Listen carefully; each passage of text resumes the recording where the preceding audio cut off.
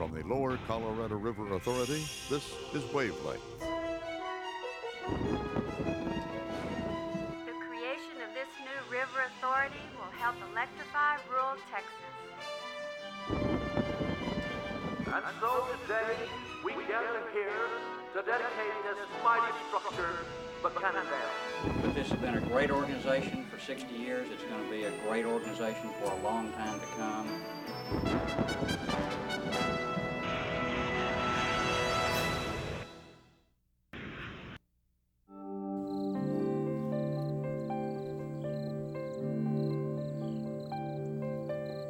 There is yet one more success story to celebrate along the Colorado River.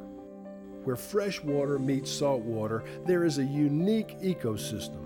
Plants, birds, and sea creatures live in a delicate balance here. Hi everyone, welcome to the April 2001 edition of Wavelength. The LCRA has always viewed the land where the Colorado River empties into the Gulf as an important asset. Now they've made a promise that it will be protected for generations to come.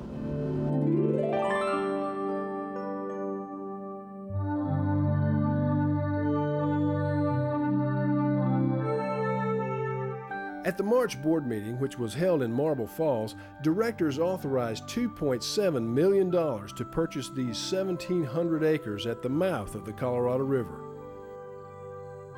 This unique and diverse property in Matagorda County has 2 miles of frontage on the Colorado River and 2 miles on the Gulf of Mexico. It also has frontage on East Matagorda Bay. The bulk of the property, some 1,100 acres, is made up of coastal wetlands. The plan is to create a third environmental here to complement LCRA's existing learning centers at the Canyon of the Eagles on Lake Buchanan and McKinney Roughs on the Colorado River in Bastrop County. Both of them have their own unique focus, one on lakes and endangered species being the Canyon of the Eagles, then the river environment and the unique ecosystems that are present at the McKinney Roughs site. And then this one would focus on bays and estuaries and the Gulf and how it interrelates. And as has been said by more than one of our board members, the mouth of the river kind of begins to tell us what we've done upstream. So owning this would really be just anchor that whole system for us. Once the land deal is finalized, LCRA will begin the master planning process for this project, which will include classrooms, boardwalks and wildlife viewing areas, fishing piers, and access for canoes and kayaks. The project down there at Matagorda is really going to be fantastic. It is a beautiful piece of property. In fact, if you think about it, it is the piece of property that we could do this project on. The whole purpose of this is to be able to create an environmental learning center that is geared around the ecosystem of where the river empties into the bay system. And if you stand back and look at the maps, this is the only place, either this one or the one that's directly across the river, that we could have obtained. Very lucky to be able to have this site, and it's going to be perfect for what we're fixing to do down there. LCRA staff spent weeks visiting with community leaders and local residents, getting their input long before proceeding with this idea. The community has been very supportive of it. They've seen the vision of it, they like it, they like the character of it, they think it will be a real enhancement to Matagorda County for many reasons. One, it preserves that environment there. It doesn't really alter their way of life significantly. It fits very much with the way of life that exists there in Matagorda County. And it provides some economic development for them. And so it will be an important project for them. It's going to give a lot of other Texans the chance to come into our county and to visit and to see what we've seen in our lives down there. It's a very unique project. You've got the river, you've got the bays and estuaries, you've got some ecological wetlands with birding, you've got every type of fish in the bays in the Gulf of Mexico, shrimp, oysters. It's just a ecological wonderland down there. Plans call for the grand opening of the Matagorda Bay Nature Park in January 2004. Coming up at the end of April, the LCRA will conduct a company-wide employee survey. Now, it only takes about 15 minutes to complete. The sessions will begin on April 30th and continue through May 11th. Yeah, it's been a number of years since we've done a survey, but for those of you that remember what that survey was like, this one's going to be different. This one has been produced by the Gallup organization. It's not a poll, it really is a survey, but it's designed to be used for management purposes. It's based on a book that the Gallup organization has put out about things that supervisors can do to have a more effective organization. And this survey will tell us whether or not we're anywhere close to that kind of organization, and if we're not, it'll give us some insight as to how we can get there. It's only 29 questions. It won't take you very long to fill it out, maybe 15 minutes. I would really like 100% participation on this survey. It's important. A way to look at it is that you're going to be investing 15 minutes to ensure the success of this organization for a long, long time. So it won't take you very long to do it. The results of this survey are going to be shared with everybody within the company, and it will be very, very useful for you and for your supervisors. So please participate, fill it out, take the few minutes that it's going to take. It'll be well worthwhile.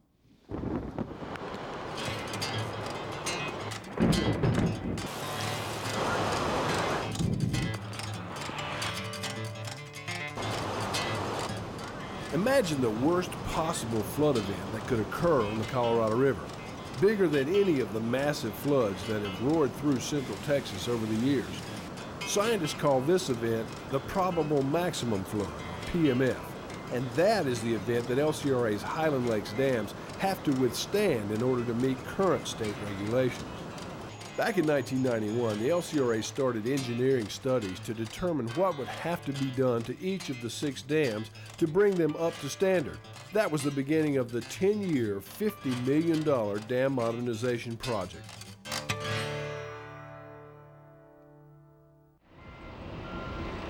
Wirtz Dam near Marble Falls was given top priority. The huge earthen section of Wirtz was the most vulnerable and had to be covered with compacted cement to prevent erosion. The gravity section of Wirtz also had to be strengthened by anchoring the dam with large cables to the bedrock below. Work here at Wirtz was completed in the summer of 2000. The distinctive multiple arches of Buchanan Dam make it one of the most recognizable structures in the state. Completed in 1937, Buchanan has stood the test of time. But to meet today's PMF standards, the 4 bulkhead sections between the spillways had to be strengthened using the same cable anchoring system that was used at Wirtz. Work here at Buchanan was finished up in September 2000. As construction crews moved on to Inks Dam, engineers here faced a different kind of challenge. Before anchor holes could be drilled here at Inks, 4.5 feet of weak concrete had to be shaved off the crest of the dam. Then a reinforced concrete beam was placed in the cut. A total of 46 anchor holes were drilled through the beam, all the way through the dam and 60 feet into the bedrock. Then large wire cables were grouted into the holes and anchored to the concrete beam. Each cable is stressed to 1 million pounds of force, which pulls the dam and the foundation together, making it much more stable. Finally, the concrete crest was re-poured on the dam. You know, this dam used to leak a lot.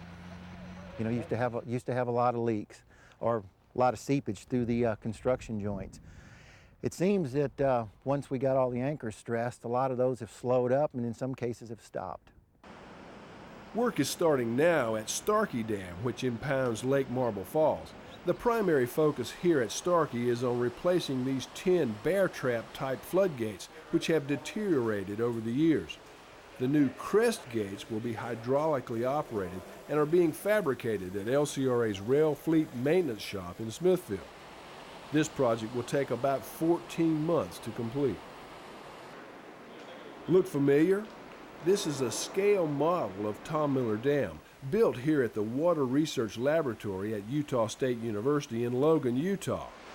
Engineers use these models to study very precisely how floodwaters affect the dam.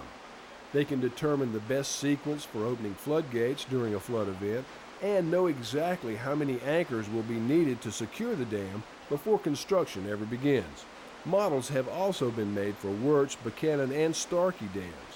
By utilizing this hydraulic testing, we have been able to save about $10 million in actual anchoring construction costs on Wirtz, Buchanan, and Inks Dam. We have always known that Tom Miller would be our biggest challenge. A little flat landing area, okay, wrapping around the column. For the kayakers? Okay. Before work can begin here at Tom Miller Dam this summer, LCRA had to build this maintenance driveway and bridge so construction crews and equipment can access the front of the dam. The driveway is 13 feet wide and 18 inches deep. It was built with special anchor shafts designed to hold the road in place even if overtopped by floodwaters. The $1 million driveway project was designed and constructed with great concern for the sensitive wetlands surrounding it. Only 3 trees were removed in order to build it. It's just a very sensitive area. We worked with the City of Austin and LCRA's environmental folks to come up with a plan that the road could be installed and yet not impact the area at all. We had limits of construction which are defined by our said fences. Contractors stayed within those limits, worked to alleviate any problem. We hauled no material off and we hauled no material in. So we used what we had here. We confined our activity to the limits of construction. We didn't get out into the whole area and destroy it. It's been a plus for the LCRA and the City of Austin from an environmental standpoint. Improvements to Tom Miller Dam will focus on 3 main areas: anchoring the spillway section, reinforcing the rollway sections below the floodgates, and building a retaining wall for the earthen section of the dam. This will be the final phase of LCRA's dam modernization project and should be complete in the summer of 2002.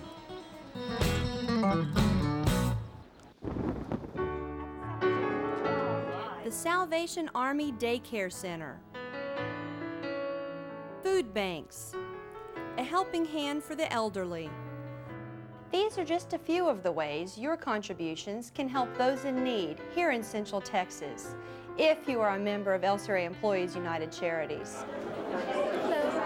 Nonprofit organizations from all over the region gathered at the General Office Complex in March to visit with employees and show them the many ways their contributions are making a difference in the community.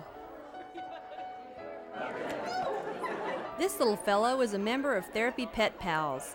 These pets and their human volunteers visit nursing homes and hospitals, bringing a little joy to the lives of many elderly patients. United Charities has supported our organization for about 10 years now. They've been wonderful, wonderful contributors, as both emotionally as well as financially. They believe in our program, and they're a great bunch of dog lovers at United Charities, and we love that, and they love Pet Pals. Currently, 944 employees, that's 54%, are members of United Charities. Last year, those members distributed $288,000 to deserving organizations throughout LCRA's service area. One of those nonprofit groups is Family Elder Care, which has 8 major programs to help people with disabilities, the elderly, and their caregivers. Oh, we are blessed in our relationship with the LCRA. The employees have given contributions for many years to help support our programs. The summer fan drive that we do, y'all gave 400 fans last summer and are going to do that again this summer. And of course, that provides fans in the summer heat to people that don't even have fans, or certainly not air conditioners. It's easy to sign up for United Charities, and you can choose to donate 1 or 2 hours of salary per month. And I think the really unique thing is that your money stays in the community. We have 8 areas set up. Employees in Bastrop can give their money to the Bastrop community. People in Austin can donate to the Austin community. We have Ferguson. We have FPP. All of the funds stay in the communities. You as an employee get to decide where you want your funding to go.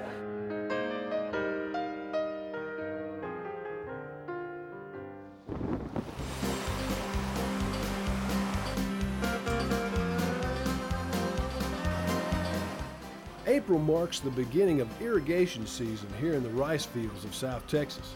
Rice has been grown along the Colorado River Basin in Colorado, Wharton, and Matagorda counties since the late 1800s.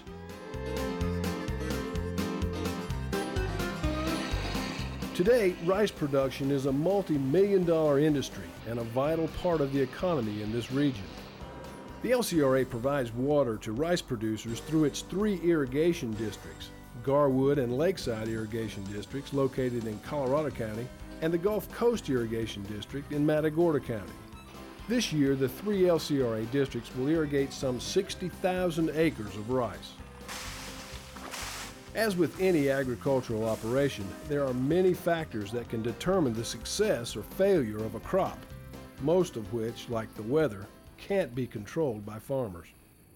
One of the biggest factors that affect our producers within these 3 counties are all the input costs.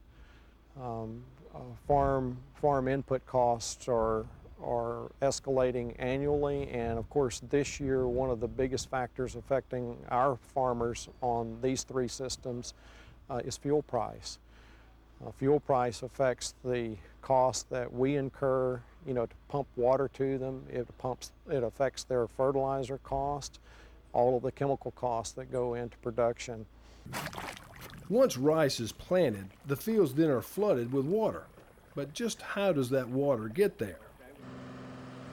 Here at the Lakeside Irrigation District on Eagle Lake, the water is pumped up from the Colorado River to a canal which feeds the lake some 27 feet above the river level.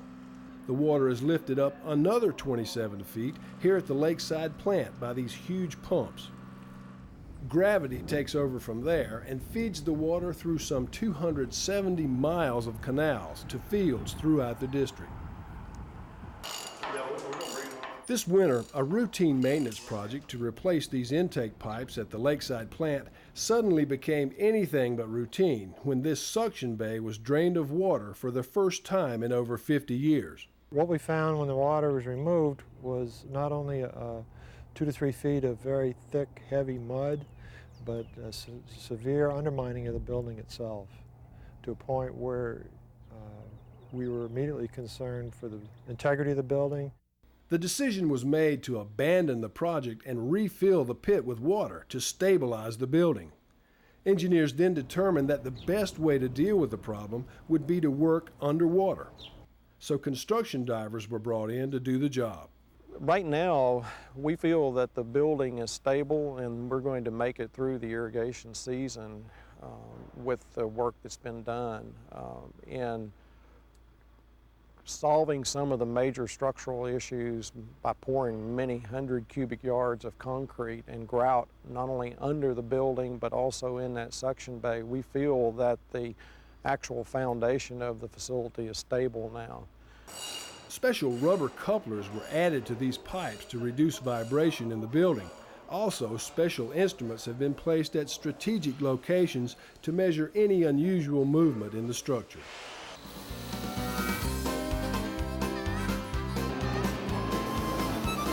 So when the rice harvest begins this July, just stop and think for a moment about all the effort that went into bringing this food to our tables.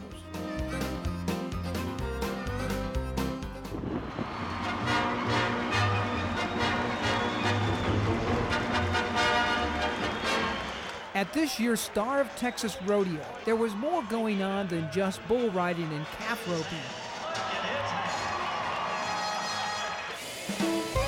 Behind the excitement of the arena, a small army of young men and women were building a western town. Now that on its own is pretty interesting, but when you add the fact that these are high school students, well, that makes it pretty darn amazing.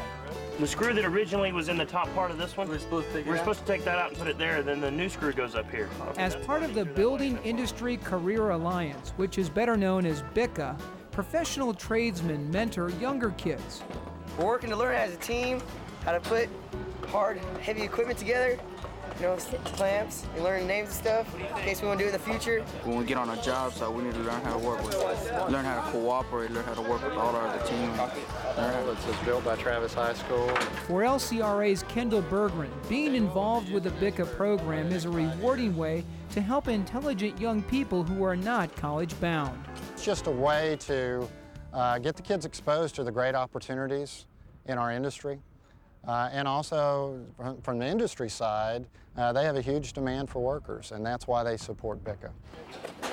Another interesting part of the project is the fact that the kids in the BICA project are eligible for the thousands of dollars in rodeo scholarship money. The western town will be used for years ahead and will serve as a lasting monument to this year's BICA team. And perhaps more important than the fun they had building it is the pride they felt when they were finished. Perfect. Perfect.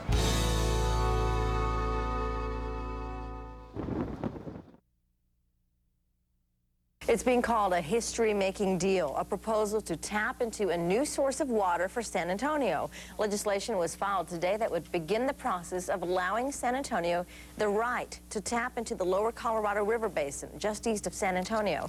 Officials with the San Antonio Water System say the plan would pump in about 150,000 acre-feet of water. That's like having another Edwards Aquifer available to us. It'll be about equivalent to the amount of aquifer water we are pumping now. This is the Colorado River in these southern counties of their river basin. The proposal still has to be approved by state lawmakers. Opponents say it would be bad for the environment and could harm some farmers. The last few weeks have brought a lot of rain in and around Austin, and Lake Travis is full to the rim. So, with the rainy months now ahead of us, are we safe from flooding? KXAN's Donna Rapato joins us live tonight. Donna? Well, Leslie, Town Lake is right behind me. Folks at the LCRA say it's a pass-through lake, and its levels so far this season are fine. But Lake Travis is a reservoir, and it is full. Starting the year exactly where you want to start it, with a water supply reservoir, and that's 100% full. Hydrologist Wes Birdwell is referring to the fullness of Lake Travis. At 681 feet, that's exactly how the Lower Colorado River Authority wants it to be. So if you enjoy recreational activities on the lake, then you're in luck. There's plenty of the H2O to keep you busy. And at this point, if you're a business that relies on the lake or a nearby resident, you also don't have to worry. So far, so good. But spring is, after all, the rainy season around here, and it's always helpful to be aware of that. If we get any significant rainfall at all, 3, 4, 5, 6 inch storm moves through here and drops that kind of rain over 2 or 3 counties, then we're going to have a big flood, and that certainly is possible this spring. As it has been in the past here in Central Texas, when floods swept through areas, leaving behind a disastrous situation. But right now, if water were to come down fast, the LCRA is prepared to release it just as fast. Birdwell says the LCRA does like to keep the lake full, the top half reserved to store floodwaters. He says that is, first and foremost, what the lake is for. You can keep tabs on Lake Travis, Lake Austin, and Town Lake, and any of the other lakes in the LCRA system by logging onto our KXAN website and then link to the LCRAs from there. Again, no flooding problems predicted at this point, but again, it is probably wisest and safest to stay one step ahead. Reporting live from Town Lake, Donna Rapato, News 36, back to you. In the April-May edition of the LCRA News, read about improvements that have been made to LCRA parks. Also, you can learn how rising energy prices have affected the LCRA and what's being done to minimize the impact. And read about some of the challenges facing employees in LCRA's irrigation districts as they prepare for the rice growing season. All that and much more in the April-May edition of the LCRA News. Well, that's it for this edition of Wavelength. We'll look forward to seeing you again next time.